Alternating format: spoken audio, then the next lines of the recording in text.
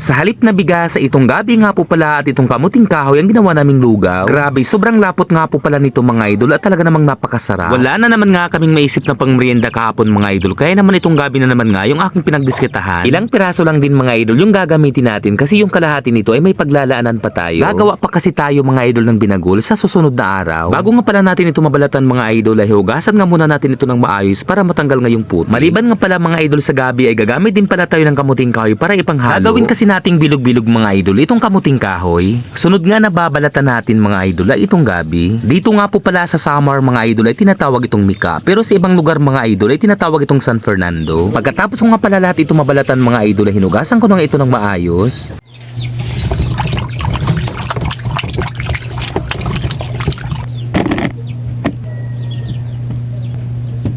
Sunod na gagawin natin mga idol ay itong pag-iidid ng kamuting kahoy. Minsan nga nakakapagod itong ginagawa natin mga idol, lalong-lalo na kapag wala tayong katuwang. Pero lalaban pa rin tayo mga idol para sa ating pangarap. Sunod nga naiidirin natin mga idol ay itong gabi. Hindi na ako nagtagal dito mga idol kasi sobrang lambot naman pala nito. At dahil sa kailangan nga pala natin ng isang pirasong nyug mga idol, kaya naman nagpunta nga ako sa aming likuran mga idol para makapagbalat nga ng nyug. Itong ginagamit pala natin sa pagbabalat ng nyug mga idol dito sa summer ay tinatawag na paplawan. Mas madaling gamitin naman ito mga idol kumpara doon sa ita. Napakasimple lang talaga ng buhay namin sa probinsya mga idol, pero grabe napakasaya. Sunod na gagawin natin mga idol ay ang pagpipiga sa kamuting kahoy. Mas maganda kasi mga idol kapag tinatanggalan ng katas para matanggal yung pait. Pagkatapos mapigaan ito mga idol ay dudurugin mo ito para mas maging mabuhaghag. Maglalagay din pala tayo dito mga idol ng kunting asukal para magkalasa naman. At kung okay na nga ito mga idol ay tsaka natin gagawa ng mga bilog. At dahil sa sobrang pagmamadali nga mga idol kaya hindi na nga ako nagagawa ng mga maliliit na bilog. Maganda nga sana kung medyo maliliit pa dito. Ang kaso ay medyo nalakihan nga natin mga idol. Maging itong ginadgad na gabi mga idol ay naglagay rin pala tayo dito ng kunting asukal. Kunting halukay lang naman mga idol ang ginawa natin dito hanggang sa pumantay na nga yung lasa. At dito nga pala mga idol sa malinis na kawali ay lalagay na nga natin dito yung pangalawang gata. Para maging mabango nga mga idol ay maglalagay nga tayo dito ng dahon ng pandan. Una nating ilalagay mga idol ay itong mga bilog na gawa sa kamuting kahoy. Medyo malalaki kasi sila mga idol kaya kailangan talaga sila yung maunang mailagay. At para magkalasa na nga mga idol ay naglagay na nga tayo dito ng asukal. At ang sunod na ilalagay natin mga idol ay itong ginadgad na gabi. Habang inilalagay ko nga pala itong mga idol ay amoy na amoy ko na nga pala yung bango.